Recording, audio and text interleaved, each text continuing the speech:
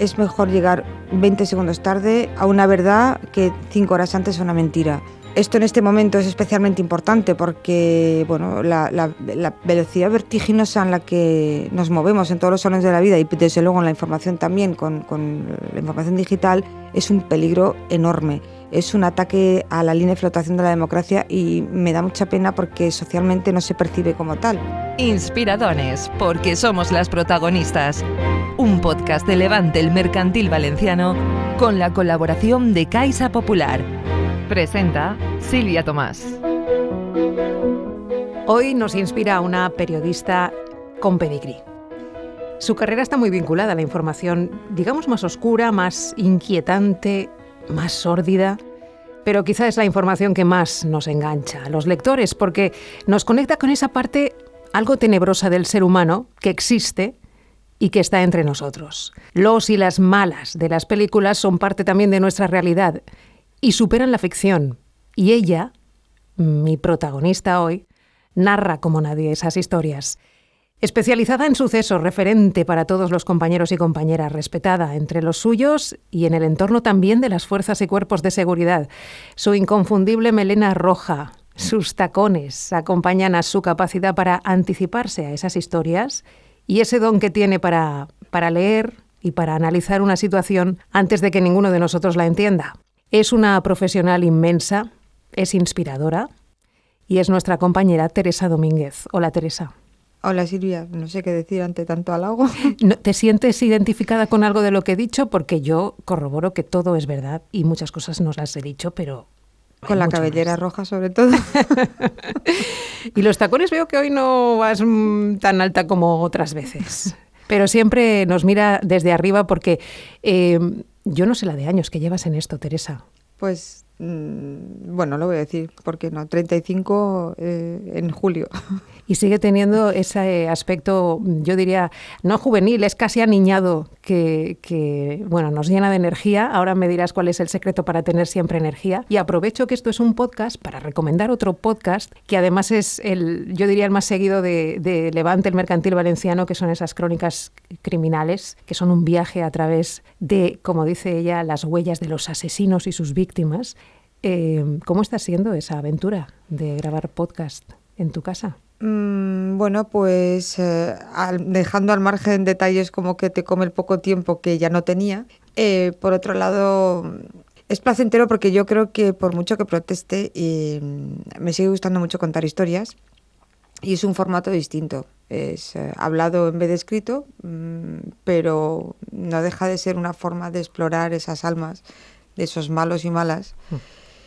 Y de reivindicar ese hueco que merecen las víctimas de todo delito y que es lo que al final el faro en el que busco luz siempre, ¿no? Es decir, digamos que el sentido de la vida que le encuentro a este trabajo mío en particular y nuestro en general, pero mío en particular porque es el periodismo de sucesos, es poder dar voz a las víctimas y poder ser ese adalid, ¿no? O sea, ese defensora en este caso de quienes han sufrido sobre todo los delitos más graves que son los asesinatos, ser la voz de esas familias que buscan justicia, que esperan resarcir de alguna manera el dolor sufrido. Tiene mucho sentido y ahora hablaremos de esos casos, de esas víctimas y de algunas de las cuestiones que más te han marcado a lo largo de estos 35 años. ¿Cómo nace tu vocación? Si es que es vocación por el periodismo, ¿cómo llegas a la profesión? A la profesión llego mentalmente y voluntariamente con 12 años. Digamos, es una edad que se repite cuando la gente habla de sus historias de vida. Suele ser un momento, debe ser que las vocaciones empiezan más o menos a esa edad, ¿no? Digamos que eso, la primera vez que tuve conciencia de que me gustaría ser periodista fue con 12 años. Cuando terminé segundo de BUP, que para los más mayores recordarán que era el momento en el que tenías que decidir prácticamente toda tu vida, todo tu futuro, porque tenías que elegir entre ciencias, letras, y si estabas muy poco inspirado o inspirada decías mixtas, ¿no? Y yo recuerdo que se me daba bien y me gustaba todo. Entonces tenía 3 ideas en la cabeza. Una era arqueología, son 3 clásicos, arqueología, astrofísica o periodismo. Y pensé, bueno, el periodismo es transversal y poder escribir de todo. Y al final, bueno, solo he terminado escribiendo de una cosa muy concreta que son los sucesos, ¿no? Pero bueno, no me arrepiento, o sí me arrepiento, depende de qué parte del poliedro mire, ¿no? Depende de la cara en la que me esté reflejando. Hombre, como lectora tuya, no te has equivocado. Lo que no sé es cómo recalas en esa parte de sucesos de manera, no sé si accidental o porque lo elegiste tú o porque lo eligió el director en ese momento. Pues hay un poco de todo. La primera vez fue totalmente accidental. Yo empecé haciendo prácticas en un periódico muy pequeño, un parte del cual aún subsiste, que es Canfali. Yo empecé haciendo prácticas con Mercedes Gallego, compañera del diario Información. Con Juan Ramón Gil, hoy director general de contenidos, fue la primera persona y única que me ha roto un artículo y me sirvió para siempre, porque venía de la facultad, era segundo de carrera y sabía perfectamente lo que significaba la estructura piramidal de un artículo periodístico, que es efectivamente construirlo como una pirámide, con lo importante arriba y lo menos importante abajo. Lo hice mal, él me lo rompió, aprendí la lección, me dio tanta rabia que alguien rompiese algo que yo había escrito que me quedó claro para siempre y desde entonces sé muy bien cómo se aplica esa pirámide, ¿no? Bien, pues cuando llegué a Canfali, digamos que me dejaron los restos porque el periodismo de sucesos, de una manera, yo creo que errónea dentro de la profesión, pero es como ese hijo tonto, ¿no? Es como ese niño que nadie quiere o esa mascota abandonada. Cuando yo lo reivindico como una escuela de periodismo, vamos, sin lugar a dudas. Bueno, pues como nadie quería hacer aquello, yo tenía una Derby Variant, entonces me iba cada día a la comisaría de Benidorm y me daban un sobre de estos típicos marrones con un folio dentro en el que algún policía, vete a saber por qué, arte de birloque, entendía que unas cosas eran noticia y otras no, y los metían allí escritos y yo me lo llevaba y luego lo redactaba. No, ese fue el inicio. Cuando llegó aquí al diario Levante, que fue en julio del año 89, porque me hacen una propuesta indecente, pero no por arriba sino por abajo, económica, pero bueno, era mejor que la que tenía, ¿no? Bueno, total, que en ese momento estaba de director Ferran Belda y cuando me entrevisté con él en su despacho, me preguntó que dónde me gustaría estar y yo le dije que ahí tuve la deshonra de ser yo quien lo eligió. Le dije que en sucesos, básicamente porque venía a hacerlo, en sucesos son reportajes y terminé ocupando el puesto que había, de los que había libres. Me asignaron el de sucesos, que ahí tiene mucho sentido lo de ser mujer o no. Ser mujer no, porque en aquel momento los dos puestos, que eran el de redactor de sucesos y el de redactor del tribunal, los ocupaban dos hombres ya con una experiencia y una edad, que eran Paco Martorell y Emily Gisbert. Entonces era como una niña de 22 años, eso sí, con aspecto ya un poco agresivo, así con pinta, con el pelo punky, pero no dejaba de tener esa cara de niña, ¿no? Y esa voz que tanto engaña, me parece que tenga 15 años todavía. Cierto. Sí, sí. Y bueno, sé que estaba muy observada, ¿no? Dentro y fuera. ¿Te ha condicionado el hecho de ser mujer en el ejercicio de tu profesión? Sin duda, te condiciona el hecho de ser mujer en muchísimos aspectos. Es decir, el feminismo es algo que yo tengo de una manera intrínseca, pero porque tengo un sentido de la justicia muy, muy agudizado, ¿no? Que eso es quizá por lo que también me erijo, sin que nadie me lo pida, en defensora de las víctimas. Entonces siempre me ha parecido súper injusto que alguien no pueda acceder a algo por una condición que pueda ser el color de su pelo, su estatura, su género, su orientación sexual, su religión, el color de su piel. Son discriminaciones que espero que en un futuro, por muy lejano que sea, desaparezcan, ¿no? Y entonces yo, teniendo una situación de privilegio, siendo blanca y del primer mundo, tengo algo en contra, que es ser mujer desde el punto de vista heteropatriarcal y de dominio y dominación del mundo, ¿no? Entonces, claro que ha influido, sí, sí. ¿Qué te ha dado y qué te ha quitado esta profesión? Porque al final, bueno, la gente... Es lo que se ve en las películas, el periodismo, y más en aquellos tiempos, hace 35 años, no tenía horarios. Sigue sin tenerlos, Teresa. Hablamos de mi jornada de ayer. Eso es lo que no se ve. Me mira como diciendo, ayer mismo... Sí, ayer mismo hice una jornada de 14 horas. Cuando llegué a las 12 lo dije en voz alta y un compañero con muy socarrón dijo, hombre, llevas media jornada. Digo, efectivamente, me faltan otras 12 horas para completar las 24 del día, porque como dormir está sobrevalorado. O sea, tenemos claro que la profesión te ha quitado tiempo de ocio, de familia, tiempo de vida social. Sí. Sí, clarísimamente. De hecho, yo no sé cuánto hay de vocación o de convencimiento para no tener que pensar. El error fue brutal cuando decidí entrar en esa facultad y no en otra, ¿no? porque el periodismo tiene satisfacciones personales, pero muy pocas más. Satisfacciones personales y profesionales, quiero decir que yo las meto dentro del círculo profesional, sí. Porque son las propias de que te sientes orgullosa de algo que te ha salido bien, ¿no? Pero fuera de eso, el reconocimiento social es el justo, el reconocimiento económico no existe, la conciliación es un mito inalcanzable, es una fantasía absoluta. Entonces, ¿qué me ha dado? Bueno, pues es satisfacción personal de las cosas bien hechas, pero eso también depende de cómo es uno, ¿no? O una. Digamos que es un criterio que aplico en casi todo lo que hago en la vida. Uh-huh. Que es una enfermedad, se llama perfeccionismo, que la sufro yo y la sufren quienes están a mi alrededor, que con el tiempo se ha curado un poquito, pero no te creas. Ese querer llegar a todo y a todo hacerlo bien, exacto. Esto que nos machaca. Voy a permitirme una licencia que igual luego me pide Teresa que editemos y que cortemos esto, pero en el Balcón de Fallas tuve la ocasión de hablar con uno de sus hijos y yo le trasladé lo que yo pienso de su madre y él me contestó: mi madre es la mejor.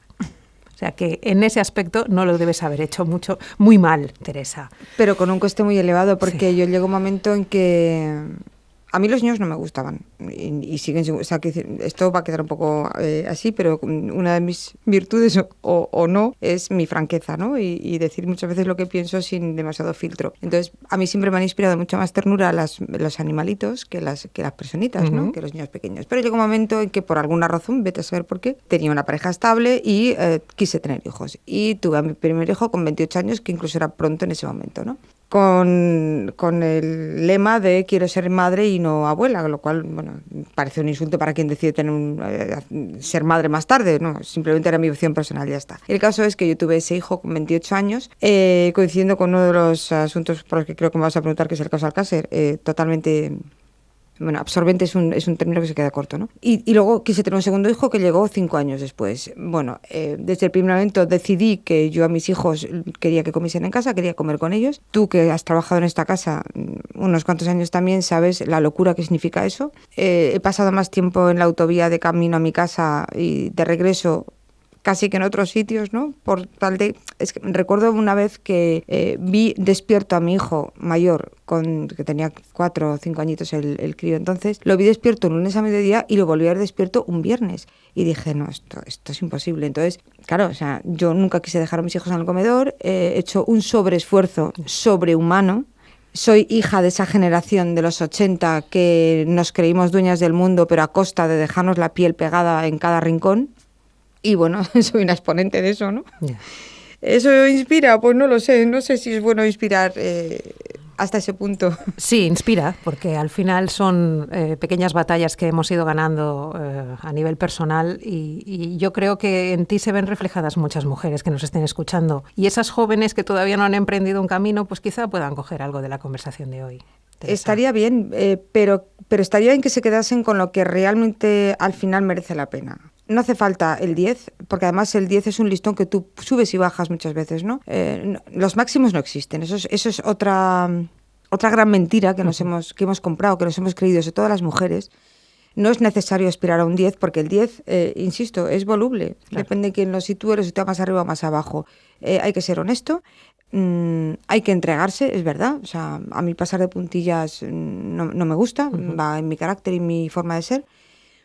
Pero dejarse la piel hasta ese punto por nada es recomendable, ni por una persona, ni por un trabajo, ni por nada. Es decir, hay que encontrar un equilibrio y hay que pensar en la salud mental, porque si tú estás mentalmente sana, tu entorno lo estará. O sea, yo creo que estaba demasiado desquiciada, por ejemplo, cuando crié a mi primer hijo, esa primera maternidad, que fueron 5 años hasta que llegó el segundo. Hoy cambiaría muchas cosas. Situémonos ahí, como decías, primer hijo, momento de la tragedia de Alcácer, que es quizá el suceso más mediático, más impactante para todos, Teresa. Yo no sé si ha sido el caso que más te ha marcado a lo largo de tu trayectoria, o si te pregunto por ese caso que te ha marcado, piensas en otro. No, bueno, sí, no. Alcácer quema. ha quemado a todo el mundo que ha tenido la fortuna o la desgracia, que yo creo es la desgracia, de estar cerca de ese asunto, ¿no? Como muy bien dijo Yolanda Laguna, mi compañera de entonces Tribunales, en el documental de Netflix en el que participamos las dos, que yo reivindico y creo que es de obligada visionado, y además del tirón, aunque sean 5 horas, ¿no?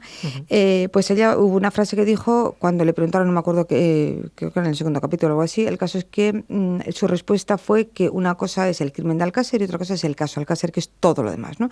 El crimen de Alcácer en sí es un hecho criminológico duro, bastante salvaje y violento, pero como casi todos los asesinatos cuando tú pones el foco sobre ellos, que alcanzó una dimensión muy grande porque se trataba de 3 víctimas, es decir, es un asesinato múltiple, son 3 víctimas en un mismo acto criminal, ¿no? Y por tanto es más salvaje y más violento que otras, pero no deja de ser un hecho criminológico simple, es decir, 2 tipos deciden violar y matar a 3 niñas, y enterrarlas y no dar cuenta de su paradero. Hasta ahí llegan las cosas, ¿no? Todo lo demás es una fabricación en la que todos participamos de alguna manera. Los medios de comunicación, la Guardia Civil, y evidentemente no estoy diciendo que hubiera una conspiración detrás, que esa es la gran mentira auspiciada por un elemento fundamental que era el padre de una de las niñas y un señor que estaba desahuciado de los medios de comunicación, que era Juan Ignacio Blanco, ¿no? Entonces, lo que quema es esa segunda parte. Lo otro es duro, pero insisto, tan duro como tantos de los asesinatos que he escrito, ¿no? Que todos te van arañando un poco la piel, pero en este caso lo que hizo fue destrozar vidas. O sea, yo siempre he dicho que es como un gran pastel podrido en el que casi todo el mundo ha olvidado que las 3 guindas que lo coronan son 3 niñas de 14 y 15 años, que son las grandes olvidadas. Absolutamente. Y con todo lo que has contado en Levante y en otros medios, yo recomiendo vivamente también ese documental de Netflix. No sé, esto parece un tópico, pero ¿sigue Teresa Domínguez valiendo más por lo que no ha contado que por lo que ha contado? Bueno, no sé si más, porque creo que hay cosas que he contado que las he contado muy bien. Pero sí, a ver, yo lo que me llevo después de 35 años es que efectivamente he conseguido, iba a decir unas cuantas fuentes, pero fíjate, casi te diría que más que fuentes son amigos, ¿vale? Eso no se consigue un día para otro, ni con un titular escandaloso, ni con un pisar algo que te han dicho que no pises expresamente, ¿no? Es una carrera de larga distancia y esa sí que la reivindico para que no se nos estén, si alguien escucha esto, eso sí que lo reivindico para si alguien quiere al final hacer el tonto también y convertirse en periodista, ¿no? Ser fiel, ser honesto, ser fiel, contrastar. Es mejor llegar 20 segundos tarde que a una verdad que 5 horas antes a una mentira. Esto en este momento es especialmente importante porque bueno, la velocidad vertiginosa en la que nos movemos en todos los órdenes de la vida y desde luego en la información también, con la información digital, es un peligro enorme. Es un ataque a la línea de flotación de la democracia y me da mucha pena porque socialmente no se percibe como tal, sino como casi como anecdótico, ¿no? Como es que a veces mentís, no se puede consentir eso, igual que no consentiríamos la detención ilegal por parte de un policía o que un juez dictase una sentencia sin haber estado en un juicio, ¿no? Digamos que eso debería ser lo básico. A ver, al final esto es una cuestión de lealtad a tus fuentes y también Exacto. de esa serenidad de la que habla Teresa. Y doy fe que hace unos meses se dio una situación muy llamativa, muy escandalosa, en la que todos los medios queríamos ser los primeros en publicar qué estaba pasando. Y gracias a Teresa, quizá no fuimos los primeros, pero fuimos los primeros en decir la verdad de lo que había pasado. Y luego, fuera de micro, te recuerdo la situación. No, sí, sé perfectamente de lo vale. que hablas, sí, sé de lo que hablas. No fuimos los primeros, efectivamente, por unos minutos, pero bueno, efectivamente, para los anales de la historia del periodismo y de las hemerotecas digitales no fuimos los primeros. Pero sí que hemos sido los mejores. No solamente porque, digamos, que el otro medio en el que tú estás pensando y en el que los más avezados lo entenderán enseguida, digamos que dibujó un escenario falso, en parte a sabiendas, pero también en parte porque no obtuvieron esa información. ¿Y por qué no la obtuvieron? Pues ese era el momento en el que me he distraído de la respuesta anterior, ¿no? Cuando me has preguntado si va algo más por lo que callo que por lo que cuento. Sí, porque al final tú cuando la fuente te dice esto es así, pero no lo puedes contar. Eso tarda mucho tiempo en ocurrir, porque claro, hasta que generas la confianza necesaria para que alguien deposite su vida y su futuro en ti. Porque aunque yo no tengo fuentes en la policía y en la Guardia Civil, porque ellos cometerían un delito, es el de la revelación de secretos, si eso ocurriese y algún Guardia Civil o algún policía nacional me contase alguna historia, seguramente lo haría por confianza y pidiéndome que una parte la salvaguardase. Llega hasta tal punto esa salvaguarda que te prometo que cuando alguna vez buceo en la hemeroteca, sobre todo cuando esté preparándome algún documental o alguien que me pide una colaboración y tal en alguna tele, y encuentro artículos que digo, ostras, pero si yo también tenía muchísima información hace 15 años, ¿y quién sería la fuente? Y no lo recuerdo, lo he borrado de mi cabeza. O sea, no solo he borrado la información que no debía utilizar, sino que he borrado incluso quién me facilitó el camino, ¿no? Mira, hay un ejemplo, lo cuento rápido, con el asesinato con el asunto de la viuda de Patraix, ¿no? Uh-huh. El crimen de la calle Calamocha, a la que yo me niego a llamar viuda negra porque ya está bien de tildar con nombres negativos a las malas y no tenemos la misma carga para los malos. Bueno, pues en ese caso, cuando ocurre el hecho del asesinato de este hombre en el garaje de su casa, yo estoy de vacaciones y cuando llego, mi compañero Ignacio Cabanes me da cuenta de lo que ha ocurrido en ese tiempo y me habla de un asesinato que ha ocurrido en un garaje, que él cree que es un ladrón. Y entonces yo cuando veo la situación digo, no, esto no es un ladrón, porque el ladrón de garajes es el tipo más cobarde del planeta, que se conforma con lo que alguien lleva en el coche, está escondido en la oscuridad, es decir, es como una limaña, ¿no? Ese señor no lleva un cuchillo cebollero, que es el que todos usamos para cortar la cebolla y por eso dais su nombre, y se lo clava 6 veces a un señor, para nada, para no robarle, ¿no? Eso era imposible, pero es que además yo empiezo a mirar en redes sociales y en el Facebook de la víctima veo una foto que ya se ha hecho famosa, donde están la víctima y su asesina, que entonces no se sabía, en una foto, porque era su mujer, y había una foto en la que él está cogiéndola por la cintura y ella le tiene cogida la mano y sus nudillos se marcan de una manera bastante evidente, ¿no? Y yo miré la foto y por otras vías que no puedo contar, supe que habían tenido un viaje al Caribe menos de un año antes con motivo de la boda. Entonces, había pasado menos de un año y yo aún así pensé, ha sido ella con un amante. Simplemente viendo la foto, claro, son muchos años, son muchos crímenes acumulados, lees entre líneas. Eso que os decía al inicio, ese leer la situación antes que nadie. Y todos decir que no, hombre, que no. Teresa tiene un porcentaje de acierto, yo diría, del 99%. Un poco, yo diría un poco menos, ojalá. El caso es que se lo verbalicé ante mi compañero ante Ignacio y me dijo, sí, hombre, ¿por qué? Y le expliqué, mira la mano, cómo se le notan los nudillos. Ella estaba rechazando, estaba como diciendo, no me toques, ¿no? Uh-huh. Ese gesto de asco. Su cara no lo denotaba, su cara estaba intentando agradar a la cámara. Y la cara de él era la cara ufana, de mira qué chica tengo, ¿no? O sea, digamos que la foto decía muchísimas cosas. Bueno, pues con eso en la mano tiré una moneda al aire. Hablé con una persona que estaba implicada en la investigación judicial y le dije, bueno, ha sido el amante, ¿no? Y la respuesta fue, sí, pero no puedes contarlo todavía. Evidentemente estábamos en septiembre y dijo, no, yo no lo voy a contar. Y pasan los meses y yo me dedico a otras cosas, otros atracos, asesinatos y esas lindezas a las que me dedico. Y llega el 10 de enero, el 12 de enero, viernes del 2018, y entra una nota de prensa de la Policía Nacional donde se da cuenta de la detención de una señora y de un señor por el asesinato de Antonio en el garaje de Calamocha. ¿Y tú te crees que yo recordaba todo aquello? No. Volví a hacer el trabajo desde el principio. Y cuando llegué a la residencia, al colegio religioso de monjas de Torrent, donde ella tenía uno de los dos trabajos que tenía, es cuando dije, uy, yo esto ya lo he hecho. Y de golpe recuperé toda la información y dije, hombre, claro, si es que era el amante. Bueno, pero por lealtad a esa fuente le dijo, no digas nada. Esa es Teresa, auténtica, absolutamente. Lo estás contando, yo te estoy escuchando y me viene a la cabeza, mira, yo tenía una compañera en la Radio Televisión Valenciana que pidió expresamente, y no era la única, salir de Sucesos porque no podía más. ¿Tú cómo aprendiste a conocer esos detalles tan oscuros de la mente humana, a no sé, estar casi diariamente, lo que dices, lidiando con esos crímenes que al final todos son trágicos y todos son oscuros, y llegar a casa y desconectar? A ver, esto igual suena un poco extraño, pero me lo paso bien, lo cual significa lo siguiente. Soy curiosa por naturaleza desde muy pequeña. Mi madre decía que era, voy a decir un pequeño taco, un coñazo de niña, porque siempre estaba preguntando por qué y qué, ¿no? Ante todas las cosas. Y eso no se ha curado, al revés, al elegir esta profesión en concreto, digamos que se ha potenciado. Entonces tengo una curiosidad innata muy elevada. Tengo un ansia muchas veces me considero como yonki de la información, ¿no? Necesito saber, había un jefe de homicidios de la Guardia Civil que me decía, es imposible que tú hagas que prestes la atención que parece que estás prestando. Miras a todo el mundo como si te interesara lo que dicen y digo, y me interesa. Pero es verdad que a lo mejor me estás hablando de la reproducción de las abejas, tengo un interés increíblemente elevado en ese momento y dentro de 3 días no me acuerdo de lo que me has dicho, ¿vale? Bueno, eso pasa cada vez más. Antes no me ocurría tanto. Pero quiero decirte, efectivamente, yo en ese momento estoy prestando mucha atención. ¿Por qué? Por esa natural curioso que tengo, ¿no? Entonces hay una parte de eso, hay una parte de querer saber y hay una parte de interés en la exploración de esos pliegues del alma humana, ¿no? Que te lo permite el periodismo de sucesos.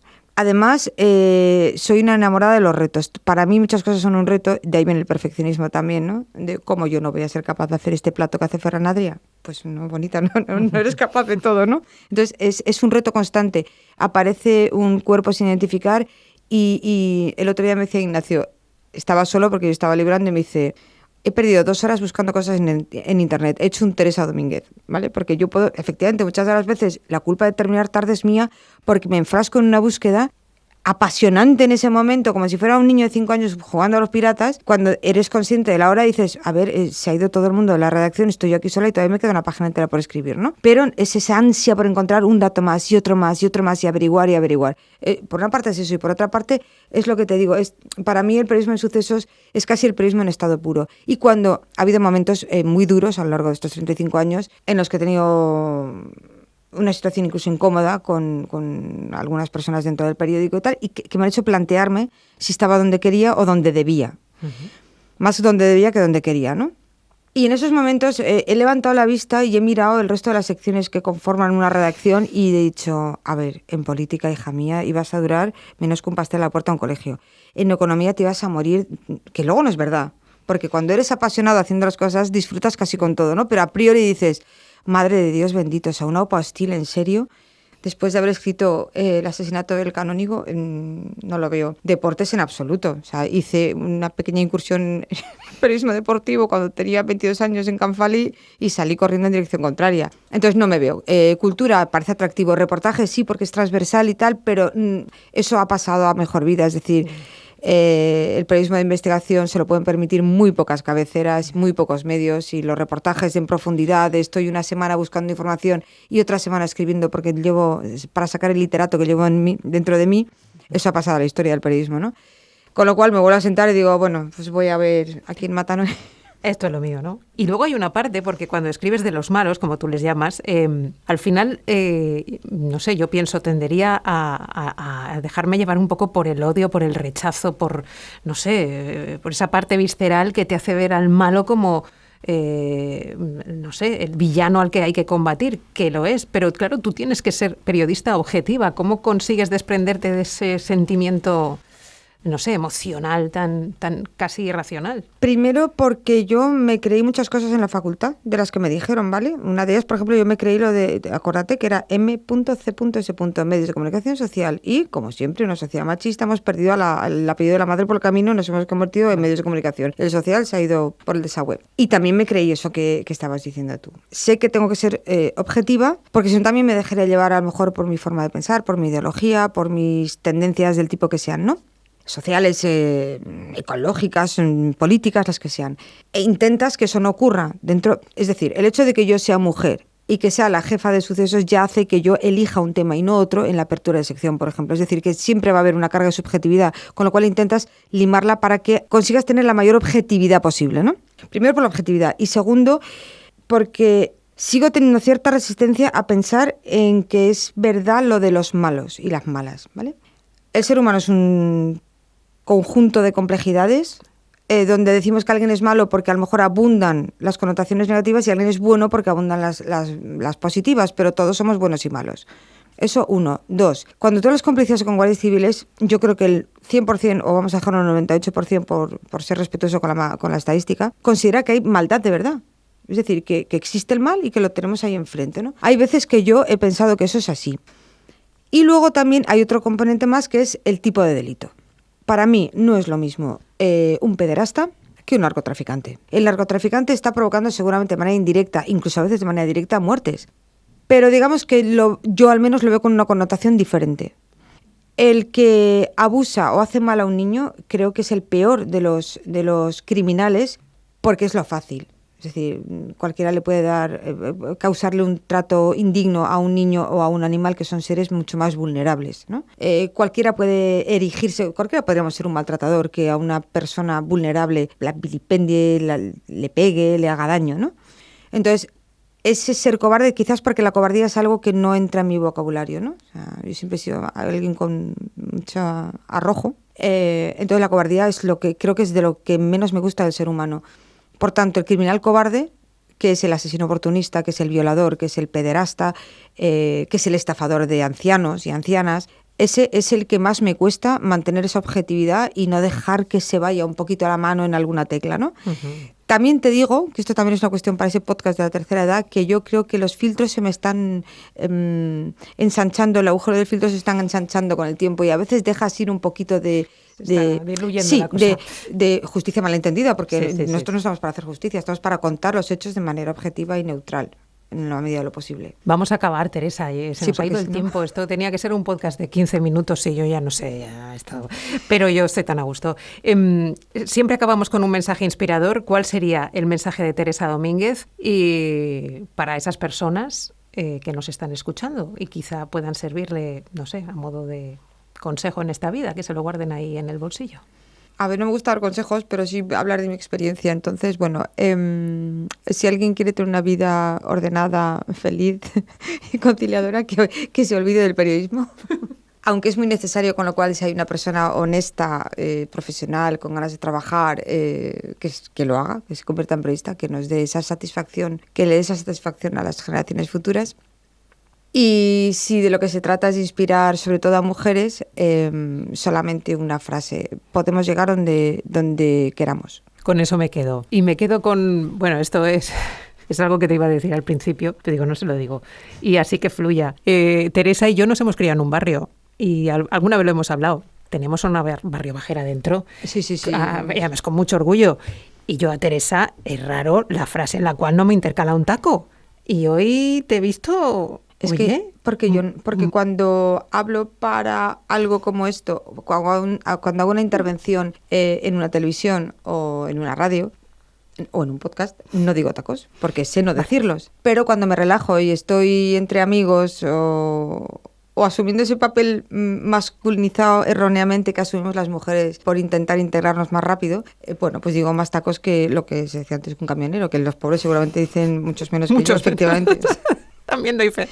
Salvo en un caso en el que yo no dije tacos para que se publicaran, pero un compañero me la jugó y utilizó, en un documental precisamente sobre Antonio Anglés, donde él había partes que no entendía, entonces yo ahí me relajaba porque estaba entre amigos y hablaba con normalidad, es decir, como hablo. Decía palabras como picoleto, que es algo que yo le digo a mis picoletos, pero en una conversación de bar, de cara a cara, no hablo de ellos como picoleto por detrás, sino a la cara. Entonces utilicé ese tipo de expresiones coloquiales. Y le dejé clarísimo que no eran utilizables, que ahí estaba siendo Teresa, tu amiga, la que te está explicando de manera muy llana algo para que lo entiendas, porque parecía que no lo entendía. Y mi sorpresa fue cuando se emitió aquello. Yo nunca veo nada en lo que yo he intervenido porque no me gusta ni mi voz, ni luego no me gusta, ¿no? O sea, supongo que es algo que le pasa a más gente. Pero supe que eso se había publicado, que se había emitido, porque me empezaron a llegar mensajes de WhatsApp y me quise morir porque cada uno tiene que elegir la proyección que quiere dar.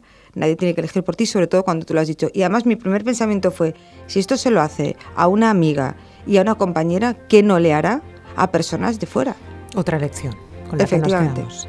Gracias, Teresa, ha sido un placer. A ti. Inspiradones, con Silvia Tomás.